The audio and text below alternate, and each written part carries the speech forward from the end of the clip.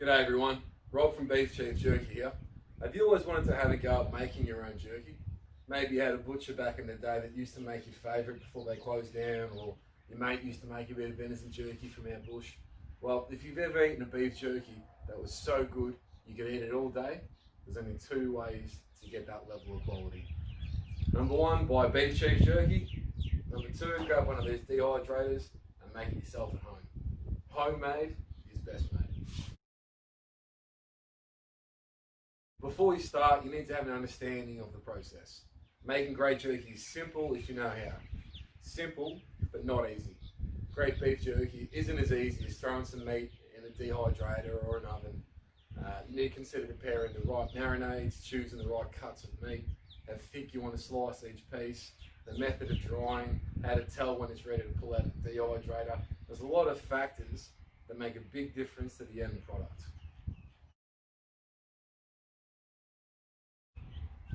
Here are some things to consider when working out what equipment to buy and how much it's going to cost you. Number one, are you a regular beef jerky eater? Number two, how much do you want to make? Number three, is this a one-time thing or are you a hardcore enthusiast? Are you going to be making this on a regular basis? Do you think you're going to be making it regularly? I'll touch on that point again because it comes down to things like the quality of the trays that's used as dehydrators. We'll get to that shortly. And what sort of budget do you have? You know, you want to spend $50, you want to spend $200, you want to spend $500. What level or what are you prepared to spend to get yourself set up to make jerky at home?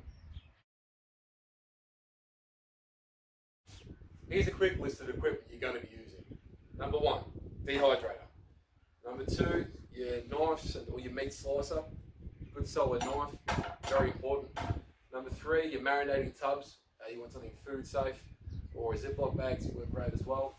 You want some sharp scissors or a pair of shears. Cutting board, also very important. And airtight containers to store the finished product when it's ready to eat. Alright, let's talk costs. We'll start with the dehydrator. This is the main bit of kit you're going to be using. What sort of dehydrator you want to buy will depend on how much you want to make and how often. My recommendation for virtually all applications is one of these. This is a 10 tray wire rack dehydrator. You can see these racks here are wire, they're steel, right? They're quality. Even though it's a cheap unit, it's worth the investment to get steel trays. You can buy these units on eBay for around $200, sometimes a bit less, sometimes a bit more. And I can say for me, that works great when I was starting out. I had 4 of these things, I can pump out a fair bit of jerky at home. Here's a list of what's available at different price ranges. So a small, round $50 unit can be picked up from most homemaker centres. Go down, you'll know straight away what they are. They're about 4 or 5 tier, 4 or 5 trays stacked up on top of each other. They're round, they're about 40 or 50 bucks. Generally you can get them for about that price. That's a good entry level if you want to just make some at home. For yourself, give it a trial run before you go invest a bit of money. For most applications, this $200 unit here is going to be a good mid-range option. You can get a 10, they go up to 15 trays as well, but a 10 tray dehydrator with wire racks. These steel trays, by the way, are great to clean, much easier than the plastic ones, and they won't warp when you're using them all the time. So if you're putting a lot of jerky through these things, the plastic ones with all the heat and the weight, obviously you're going to be washing them as well. All this use, they tend to bow and sag, and in a month or 2 or 3 or 4, you won't be able to put the trays back into the grooves in the dehydrating unit. So up front, if you've got the option for steel trays, I recommend the big time. You can get a $500 plus dehydrator level where you're talking like the Excalibur range if you want to drop some serious cash. I've never used one personally, so you have to do your own research here to find out the pros and the cons. Like I said, you know, mid-range option, $200, even cheaper sometimes. Jump online, see what you can grab. I'll actually have a tutorial coming out soon about how to clean these things so you can maintain them and you're not going to have sauce and mold everywhere inside these. Keep a nice clean unit. If you don't want to buy anything, you can always dry jerky using the oven at home on some queen racks. We'll get into that.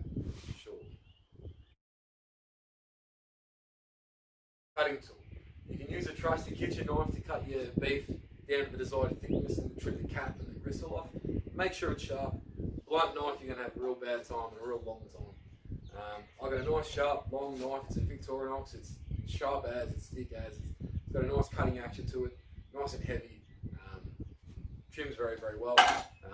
Standard kitchen knives work if you've got a Wiltshire or something at home. You can pick one of these up. This is a $2 cleaver down from the $2 store. Did a good job. It's got a decent edge on it. Just whatever you can use to cut your beef is going to work. If you're doing it at home, these will do the job. What's important is slicing your meat uniformly, right? We'll get into that a little bit further down the track. If you want to step up to a more serious level, you can pick up a domestic or a small commercial meat slicer.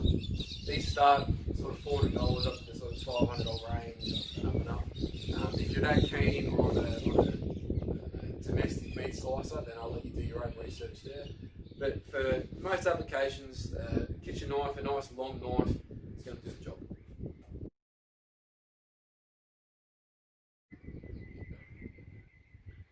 Right, your marinating containers.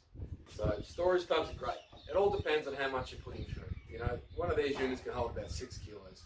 So if you've got a large plastic container that's food safe, you can use one of those. Small batches, a nice little Pyrex or a food safe container. Works great. Ziploc bags also work really well. If you get the extra large, massive Ziploc bags, you can throw in a kilo or 2 or 3. Make sure the marinade's got an even coating, and you can use a couple of those. And the good thing about those is that you can lay them flat in your refrigerator and stack the meat rather efficiently. Either way, what you want to make sure is that using a food safe container, and that you want your meat to be fully covered in marinade. Doesn't matter if it's a dry rub or a wet sauce, you want to make sure the meat's fully coated. So when it's in one of these containers, let's say in a wet marinade, you want to make sure all the beef is below the level of the marinade, because any surface area that's exposed above the marinade won't be as flavourful as the rest of it. Another good idea is, as you're marinating, is to give it a stir through so all parts are covered evenly, but we'll get to that. Ingredients. Ingredient quality is paramount when you're making your premium beef jerky. The finished product is only going to be as good as what you put into it. Just like everything else, you get what you pay for. A cheap jerky is going to be made from cheap cuts of meat, sometimes even a meat paste. If you buy, I did a video, it's also up on YouTube, about candy versus real jerky. You'll see these candy jerky, I call them candy jerkies, but when they use a meat paste, you can see right through the jerky. If you hold it up to the light, it's almost transparent. So generally you want to stay away. If you like that stuff, that's cool, there's no dramas, but what you're getting is a cheaper cut of meat with fillers and additives. What they'll do is that they'll mix it through an extruder, so they'll mix it in a big batch, push it through an extruder, and then they'll lay strips of jerky. So it's a bit like if you've seen that Jamie Oliver, his doco where he did chicken nuggets and the pink slime. To me, it's a bit like that, you know. So high quality ingredients equals a high quality product. Now, just on the ingredients, if you're going to stock your pantry with some jerky marinating ingredients, here's a good list to start with, or a good base list.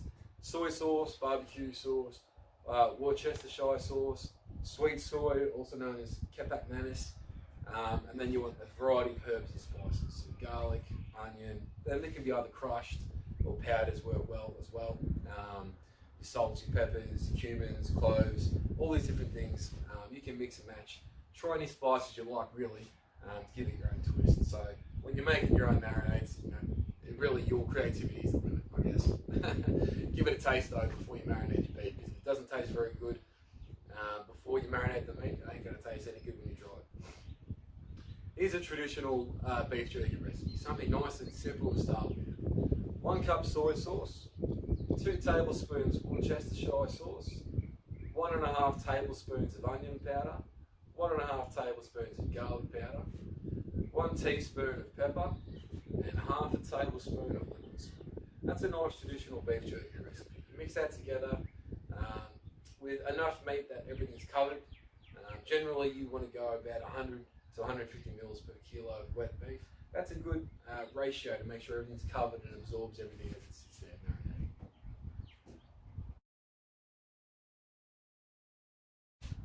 Timings are important. How long to dry your meat depends on a variety of factors.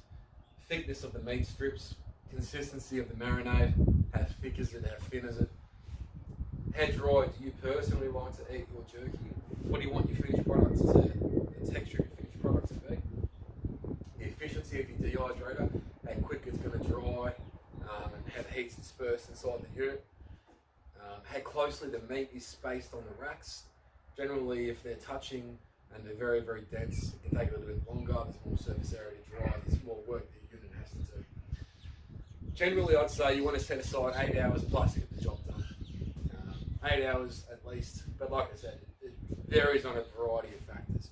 One really important thing when you're making beef jerky, after the first sort of 6 hours, you really start keeping an eye on it. You want to get an idea of moisture content, and if you keep an eye on it as you go, you'll know when to pull it out. And we'll get to that.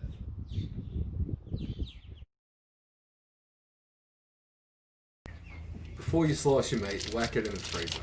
You'll know when it's ready to slice because when you press on it with your thumb, it'll give a little bit, but it'll still be firm. Once the beef is semi-frozen, you can begin to cut the round into usable segments. Begin by trimming the largest parts of the fat cap off the beef. Make sure to keep as much beef as possible, removing all silver skin and fat caps. You don't want to throw away too much red meat, so be careful, alright? This requires a little bit of finesse. Now, we want to segment the beef into a size that we can cut nice steaks off of. If you've got a 6 kilo piece of topside, you might want to cut that into 4 or 5 pieces. This is what I'm showing you now is a good example of how frozen you want the beef to be. It makes it very easy to slice. If the beef was fully thawed, it would be soggy and much harder to trim. Remember, get rid of all the fat caps and try not to lose too much beef. Now, once you've trimmed the full round of beef, chop it into large segments and then begin slicing steaks off of it. Now, the thickness you slice is up to your personal preference, but for this demonstration, the way that I do it, I cut them around 1 to 1.5 centimeters. This is as thick as I make my homemade jerky. Now, remember, it will get thinner as it dries. When slicing strips, it's easiest to stack the steaks together and cut them all at once. This helps to get them all the same size, so you've got uniform strips of jerky. I aim for around as thick as my thumb. For me, this gives perfect strips and it lays in the tray very easily. How thick do you like to eat your jerky? If you jump into stores or online, there's thin and crispy, there's thick and chewy, and everything in between. So if you're unsure what you like, or if you're trying this for the first time, my suggestion is to slice your beef around 10 to 15 mils thick, about 1 centimetre to 1.5 centimetres.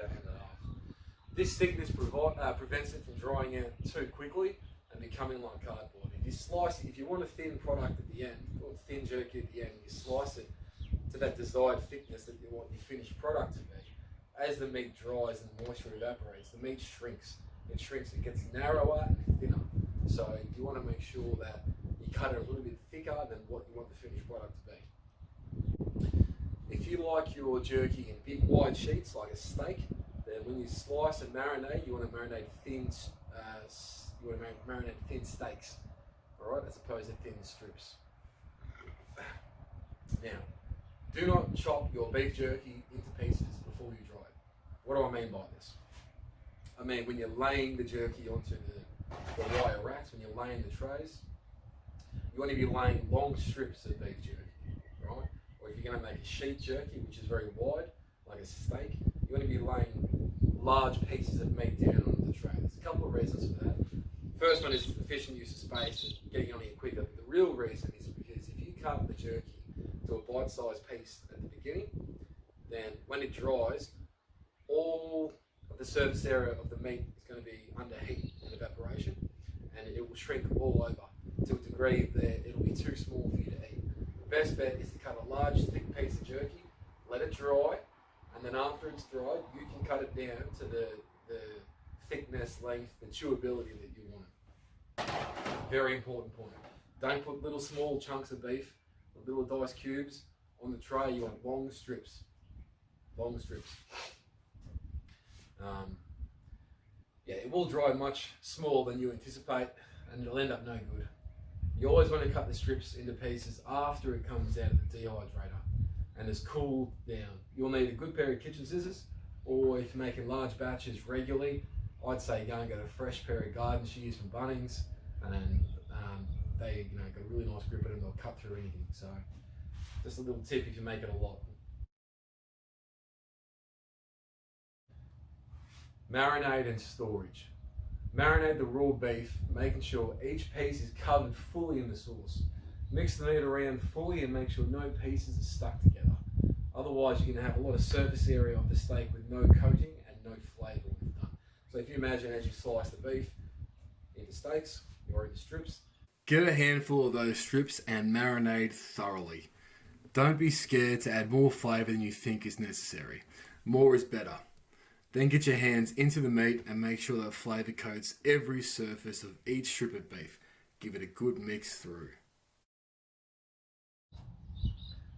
Once you've marinated it, you've got a nice even coating, whether it's a dry rub or a wet marinade, and each surface of the meat's covered and nothing's exposed above the level of the marinade. You want to put that in the fridge. Now, I like to marinate my jerky for 2 days. Right, I'll leave it in the fridge for 2 days. For me, that produced the maximum amount of flavour. I find any longer than 2 days, I don't notice a difference, and that's where I generally feel safe doing it. You can get away with doing it for a couple of hours, or preferably overnight is always the best way to do it. Treat it like you're marinating a steak before you're going to put it in the barbie. So a couple of hours is minimum, overnight's good, 2 days, that's a sweet spot. Now, however you prefer to slice your beef, thin strips or wide steaks, make sure to lay it on the tray uniformly and don't have the edges touching. I'll just tell you why. When you have the edges of the beef touching, as they dry, they stick together. So that when you think the jerky is done, really those two pieces, when you pull them apart, on that side they were touching, it's still wet in the middle. So that piece of jerky hasn't dried very effectively. When you're laying the meat onto the wire rack, make sure when you pull it out of the tub to squeeze the excess marinade off, give it a wipe down, lay the jerky onto the tray and just give it a little pat down with paper towel, right? Now the reason we marinate is to get the sauce and the flavour into the meat itself. So any extra marinade on top, if it's a wet sauce, you've got a big pile of it and you think, oh, I'm going to put it in there dripping because it's got more flavour. It doesn't work like that. All that's going to happen is that it's going to take a longer time to dry, and that flavour that's on the outside of the meat, it's already on the outside. There's no more meat, no more flavour that can get into the meat. So pat it dry, save yourself a couple of hours dehydrating, and if you don't, you're also going to have a lot of juice and marinade build up at the bottom of the dehydrator, which is a pain to clean. Once again, we'll link after this to how to clean a dehydrator and maintenance and equipment maintenance and that sort of thing as well. Gets you out of trouble. Yeah, use the space efficiently. Lay down as much beef as you can on each tray. Like I said, try not to have them touching, but the reason you want as much beef on as possible is because when the meat dries, it dries to about a third of the size that it was. So if you imagine this whole tray is full of beef, by the time it's done, it's going to be, this whole tray is going to have 1/3 the amount of beef jerky on it than it did wet beef. So if you use the space efficiently, you're going to have more product at the end of the game. Especially if you're making a large batch, you don't want to muck around. Like I said, these things hold about 6 kilos of raw beef, and you pull out about, depending how dry you like it, I pull out about 2 kilos. So, make sure you stack it efficiently, otherwise you're only going to pull out 1.5 kilos. Right, now you come to drying the product. Now, dehydrators have a little knob on the top of them where you can adjust the temperature settings. For instance, this one's good for drying out herbs, raising bread. You can do yogurt, vegetables, fruit and fruit roll-ups. At the very bottom here in the hottest setting is meat, fish and jerky. Right, so basically you can just turn your dehydrator. Most of these domestic units crank them all the way to the top, which is the vicinity of 63 to 68 degrees. They vary. This one here is 68 degrees. So I just crank it all the way up and off you go. If you're going to do this inside your house, which you probably will be, if you do it outside, you're going to attract all manners of insects. So if you're doing this inside, leave the windows open or put on a ceiling exhaust fan, because all the moisture that leaves the beef is going to leave the room very humid, and condensation is going to form on the walls. So an example, when I was doing this at home years and years ago, we had a galley, so like a little laundry / kitchenette sort of thing, and I'd dehydrate the beef in there and close the door. But by the end of the process, the doors were dripping, the roof was wet, you know, there was fog everywhere, or steam all over the windows rather. So it makes a lot of mess, a lot of moisture comes out. Same as if you're running a dryer, you want to have the fan on, you want to have the door open to get that moist hot air out of the room. So that's my tip to you. Before you stack these things, you want to turn the dehydrator on and get it running for 5 minutes or so, get it up to operating temperature, so that when you put the meat in there, it's already at the desired temperature. Now, loading the trays into the dehydrator. If you're going to use all the trays the dehydrator unit comes with, just whack them all in there and you're good to go. But if you're only going to use a handful of trays, so for instance, this is a 10 tray box dehydrator. If I only had enough jerky to make 5 trays in, right, I'd want to stack them closest to the middle of the unit where the heating element is. That's going to allow me to more efficiently dry the beef. On these units, the heating element is right near the centre, so that area will dry beef the quickest. You will see here I've stacked the trays in the most efficient heating zone. So you've got the heating element at the back and a fan that blows the hot air directly over the beef, and that's generally centered right in the middle. If you've got the small round vertical dehydrators, you're going to notice that the bottom trays will dry much quicker than the top trays. When using any sort of dehydrator that I've experienced at least, you're going to need to rotate the trays at least once while drying. What do I mean? Well, the trays are going to dry unevenly based on their position relative to the heating element. For instance, one of these 10 trays, right? The 4 trays or 5 trays right in the middle. So if you count tray 1 as at the top and tray 10 as at the bottom, tray 4, 5, 6, 7, they're going to dry really well, right? And the reason for that is that there's a heating element and a fan inside these dehydrators. So where that's positioned, the trays directly in front of it will dry the quickest. And you'll also notice that this is the front of the dehydrator, this is the front of the dehydrator, this is the back of the dehydrator. The back section of each tray will dry quicker as well, right? So that's why I said earlier, after the sort of 6-hour mark, what you want to do is check on the dehydrator, check on the trays, see if anything needs rotating. Perhaps what I like to do is that I'll take out the middle 4 or 5, and then I'll replace the top 3 and the bottom 3. I'll put in the centre, and then sometimes I'll even spin them around back to front as well to make sure that there's an even drying going on all over the inside of the dehydrator. So yeah, super important. Otherwise, what you're going to find is that if you leave it on for 16 hours, the ones in the middle are going to be crispy, the ones on the outside are going to be wet and soggy. So that's what we say at the start. Making jerky is simple, but it's not easy. And you can follow recipes to make a lot of things, but with jerky, it really is an art. There's a lot of tweaking, a lot of trial, a lot of error. Your first batch probably isn't going to go very well. Your second batch will be a lot better though. So don't get disheartened if you muck the first one up. Now, when you're ready to pull the meat off the trays, how do you know? What you want to do is you want to take a piece of jerky off that looks dry and slice it. Get your kitchen scissors out or tear it, whatever, and give it a chop right down the centre of it, in the thickest part, yeah? And then give it a squeeze. And if you get drops of moisture, drops of juice coming out, it's too wet, put it back, right? To get the way that I make it, which is fairly dry, it's not snap your teeth dry, but it's a good chew and the flavour gets released the more that you chew. What you want to pull the meat out when it is just, when you squeeze it, there's just a little bead of moisture that comes out. Maybe barely even a drop, right? that's a good indication that it's good. It's ready to pull out. If you pull out beef jerky that's too juicy, right? Then what's going to happen is, if you pull out beef jerky that's too juicy, when it cools down, it's still going to be wet, and wet jerky's got a much shorter shelf life and can get moldy. So if you've cut the beef and as you're slicing, if you haven't got a domestic commercial meat slicer, use just a knife, and your slices aren't perfectly even, the thickness deviates just a little bit, what will happen is those thicker spots will be wetter. So that's why we ask you to cut them in the thick spots to see if the moisture's there, because the ends can be dry and the middle can be wet, and then that piece will spoil, and then that spoilage will go through the whole batch. No good.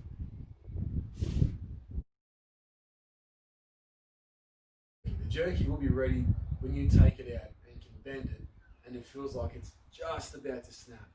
If it makes a cracking sound when you bend it, you're probably spot on.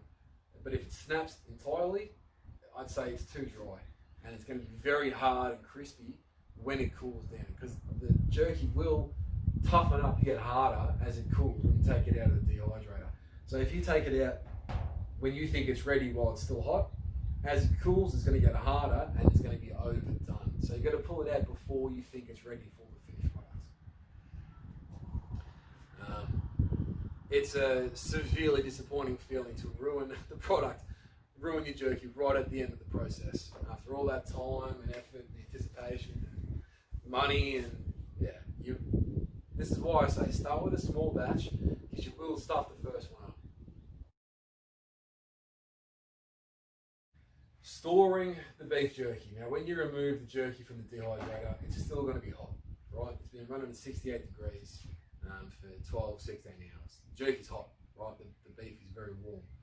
So when you take it off the racks, put it in a container, but don't put a lid on it. Or even just leave it on the racks and stack them up inside the house where the dog's not going to get to them or insects aren't going to get to them.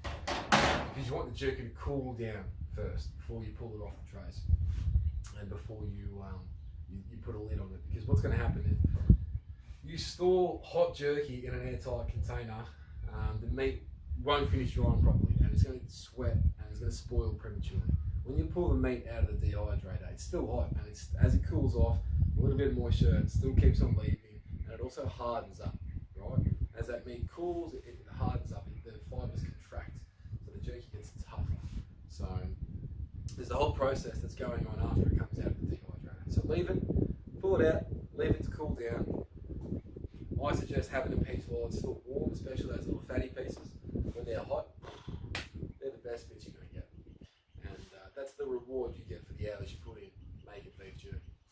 Give a piece to the missus and she'll understand why you're waking up at 2 in the morning to check on the jerky, or 4 in the morning to check on the jerky. Yeah, nice fatty bits when they're still warm. Oof. Trimming. You're going to need a strong pair of kitchen scissors or garden shears for this step. One strip at a time, or if you've got the sheet jerky, cut that into strips. And then the strips you can cut into bite-sized pieces. If you like it in long strips, leave it in long strips. If you want it in big sheets, leave it in big sheets.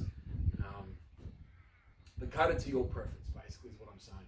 Make sure to trim off all the really excess fatty bits, if you haven't already eaten them, that is. One thing I will say is that while they're drying and they're still hot, any bits of jerky or any bits of meat with real fatty chunks on them, eat those while they're hot. Don't worry about drying them and then throwing them away at the end. Eat them while they're hot, because they are the best bits you're going to get. In fact, it's going to be better than the finished product, and you can trust me on that. When you're waking up at 2 in the morning, rolling out of bed, trying not to wake the missus up nice and quietly, you come back to bed with a couple of fatty, hot bits of jerky and give one to your partner. They're going to let you annoy them all the time. In fact, they're going to be pestering you. They're going to be annoying you for more jerky. Hey, Rob, get up and check the jerky, make sure it's all right, and bring me back a piece. So, but yeah, once the product's dry, trim the excess fatty bits off. They will spoil the quickest. A little bit of fat's okay, a big chunk of it, probably not. They will go off, they will go rancid, and it can spoil the whole batch. So either eat it or turf it. Long-term storage. Properly dry beef jerky can be stored for months on end. To preserve the life of your beef jerky, it needs to be stored in a cool, dry place. It doesn't have to be refrigerated unless you're making a very moist jerky, then you will need to refrigerate it.